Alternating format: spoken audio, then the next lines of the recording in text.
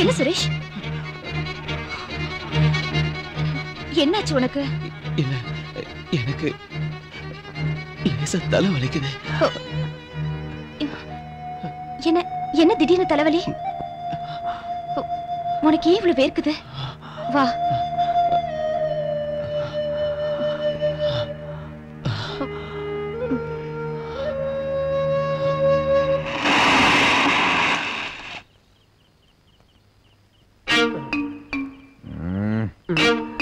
ஐயோ கடவுளே.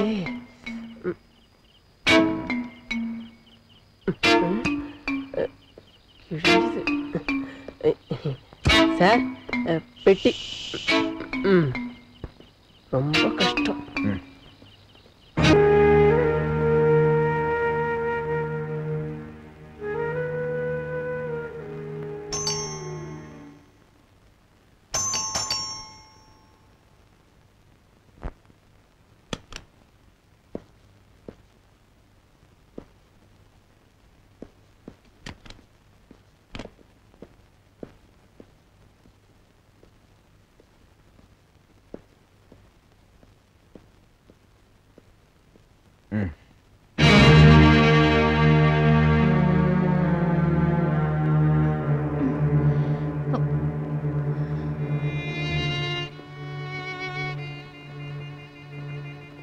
எனக்கு என்னவோ இன்னைக்கு நீங்க வருவீங்கன்னு தோணுச்சு.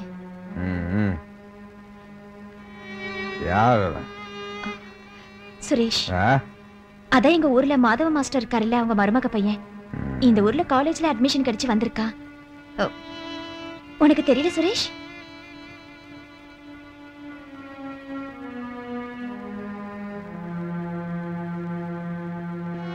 இவனுக்கு அதிகமா தலைவலியா, அதான் கொஞ்சம் மருந்து தடவி கொடுத்துட்டு இருந்தேன். இந்த ஒரு ரூம்ல போய் படுத்துக்கோ. இதை எடுத்துட்டு போ.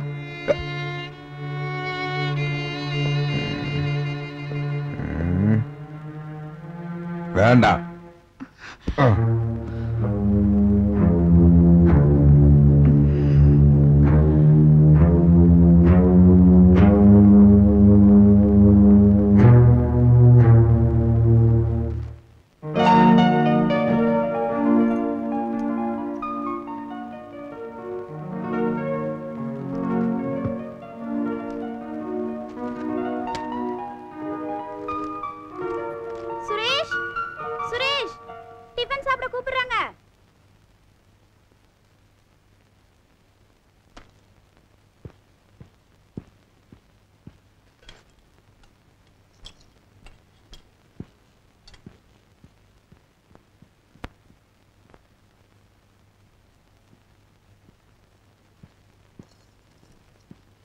உட்கார் சுரேஷ்,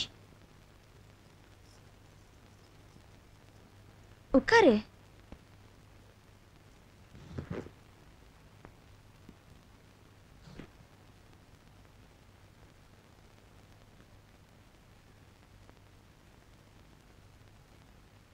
ஸ்கூல்ல சுரேஷ் தான் எல்லாத்துலயும் ஃபர்ஸ்டா வருவா. இவனை இதுக்கு முன்னாடி நீங்க பார்த்ததில்ல? பார்த்ததில்ல, ஆனா இப்படி ஒரு பையன் இருந்தான்னு கேள்விப்பட்டிருக்கேன். உன் பழைய காதல் நிலையை சொன்னவங்க கிட்ட இருந்து.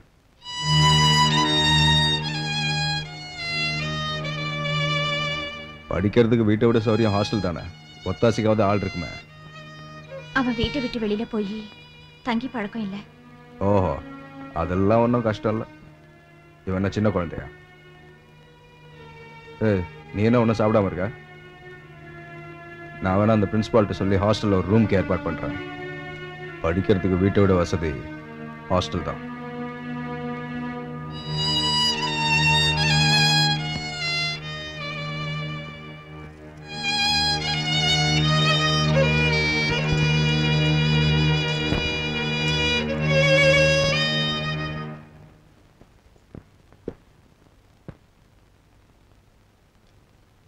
சுரேஷ், என்ன இது? எங்க போற? நான் ஹாஸ்டல்லையோ லாட்ஜிலையோ போய் தங்கி படிச்சுக்கிறேன். ஓ, அவர் பேசினதை கேட்டு சீரியஸ் ஆயிட்டியா? நீ வேதனைப்படுற அளவுக்கு அவர் ஒன்றும் தப்பா சொல்லிடலையே. அவரோட சுபாவமே அப்படித்தான். வீட்டு ஞாபகத்துல படிக்காம இருந்துடுவியோன்னு நினைச்சுதான் அப்படி சொன்னாரு.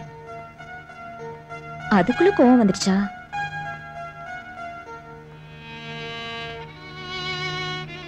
என்ன இருந்தாலும் நீ என்ன தனியா விட்டுட்டு போயிடுவியா? நீயும் போயிட்டினா எனக்கு இந்த வீட்டுல யார் இருக்கா? தனியா இல்லையே, உங்க வீட்டுக்காரர் தான் கூட இருப்பார்ல. அதைத்தான் நானும் எதிர்பார்த்தேன். ஆனா அப்படி இல்ல, எல்லாம் பகல் கனவு மாதிரி தான். சுமித்ரா, சுமித்ரா எங்க போய் தொலைஞ்சாவா? சரி, நீ காலேஜ் போயிட்டு வந்துட்டு.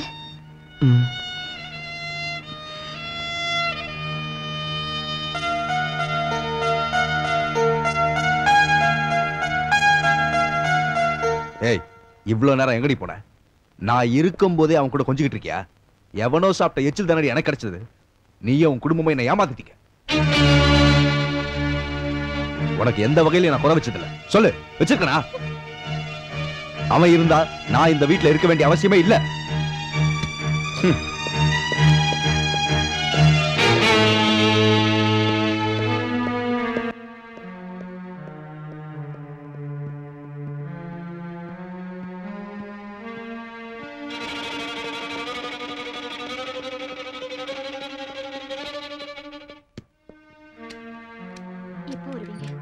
எப்ப வேணாலும் வருவேன். ரொம்ப டென்ஷனா இருக்காரா? கார கழுவினியா? எத்தனை தடவை கழுவுது? 3-4 தடவை கழுவிட்டேன். அடுத்த வாரத்துல இருந்து நான் இங்கதான் இருப்பேன். சரி, ஒழுங்கா வேலை செய்யல வீட்டுக்கு அனுப்பிச்சிருவேன். சாவி எங்க? சாவி உள்ள வண்டிக்குள்ளதாங்க இருக்கு. இடியட்.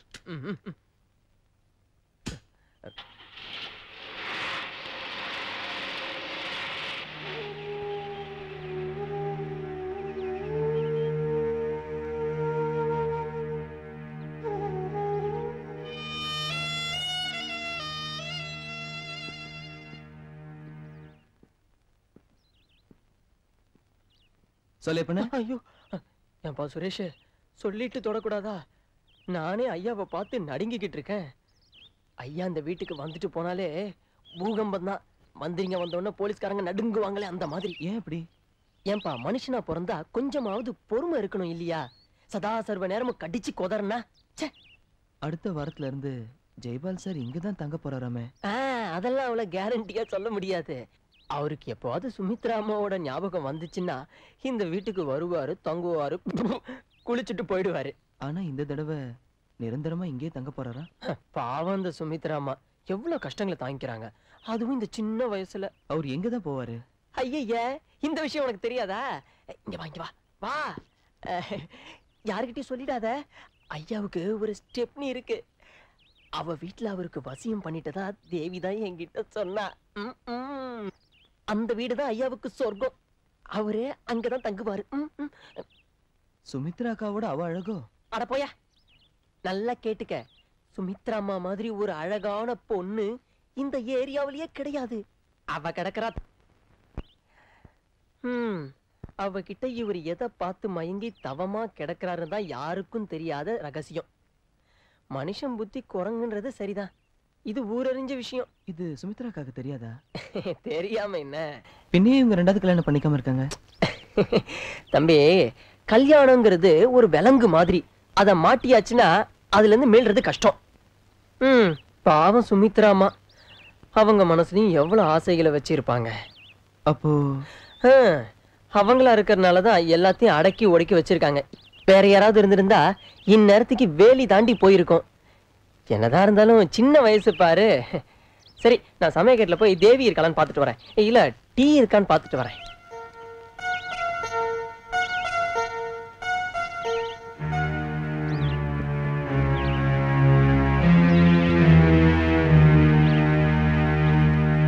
தேவி, தேவி, எங்க இவ? எங்கேயாவது படுத்துட்டாளா? இந்த பசி வந்துட்டா மட்டும் அடக்கவே முடியாது. எங்க போனா இவ? தேவி, என்ன? எங்க இருக்கிற? நான் குளிக்கிறேன். எங்க பார்க்கலாம்?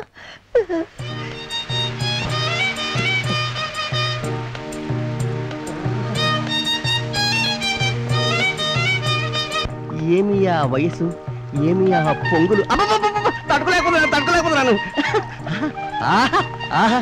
ఏమి నిగనగా, ఏమి చలేస్తుంది నాకు, నేను రానా? దేవి, తట్టుకోలేకపోతున్నాను. అమ్మ బాబోయ్.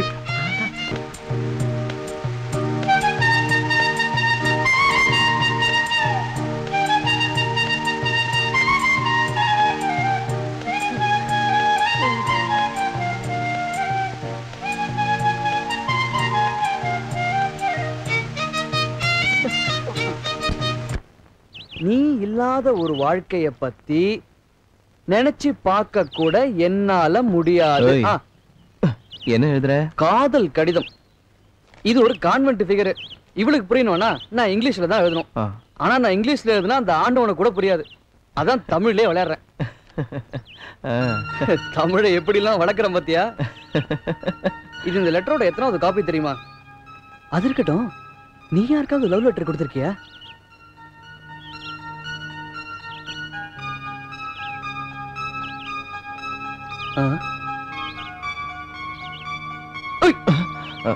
நீ எந்த உலகத்துல இருக்க?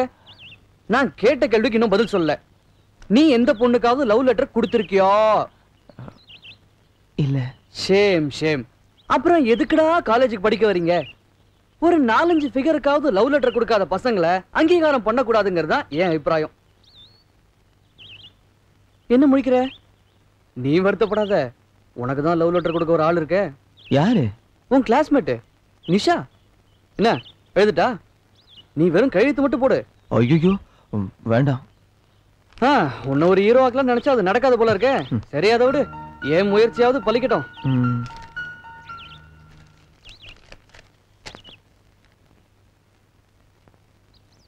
என் இதயத்தை கவர்ந்து விட்ட புஷ்பமே. இது யாருக்கு?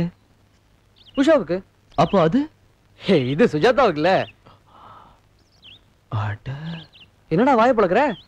இதெல்லாம் எழுதி முடிச்சிட்டு தான் ராஜிக்கும் சரளாவுக்கும் ஒவ்வொன்னு எழுதணும். டேய், சரி ஆள்டா நீ. நீ எந்த மனதின் மந்தாரை மலராம். என்ன? Okay, super.